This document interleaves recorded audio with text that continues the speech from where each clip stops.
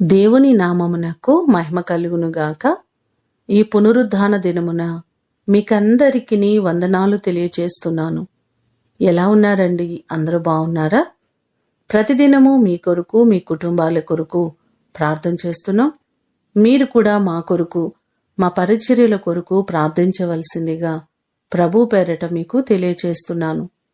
ఈ దినము మిమ్ములను బలపరచు దేవుని మాట, నేనేమయ్యున్నానో అది దేవుని కృప వలనే అయ్యున్నాను. 1 కొరింథీయులకు రాసిన పత్రిక 15వ అధ్యాయము 10వ వచనం. పౌలు మహాశయుడు ఈ మాటలు చెప్పడం మనము ఈ భాగంలో చూస్తున్నాం. నిజంగా ఆయన కృప అమూల్యమైనది, ఏమీ మనము చెల్లించలేనిది.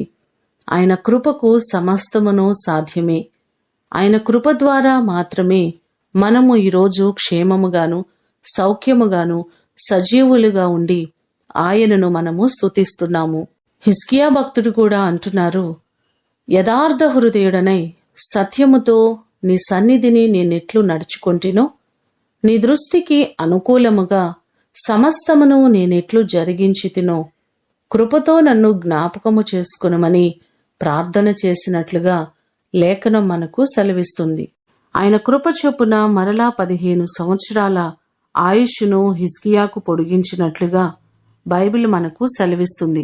ఆయన కృప పిల్ల పిల్ల తరముల వరకు నిలిచి ఉంటుందని 103వ కీర్తన 18వ చరణంలో మనకు కనబడుతుంది.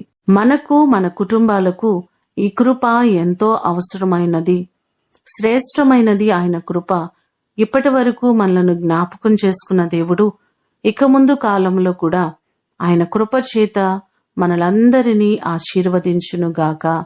ప్రార్థన చేసుకుందాం. కుటుంబములకు మూలకర్త అయిన మా ప్రియ పరలోకపు తండ్రి, మీ పాదములకు వందనాలు ప్రవ్వా. మేమేమయ్యున్నామో అది కేవలము నీ కృప వలనే.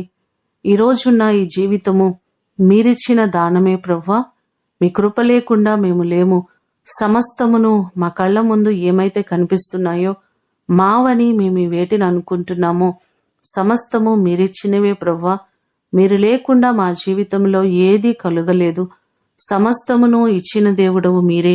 నీ కృప కొరకు వందనాలు, కృతజ్ఞతలు తెలియచేస్తూ మా ప్రియులెల్లరినీ మీరు ఆశీర్వదించి ప్రతి వారిని దీవించండి.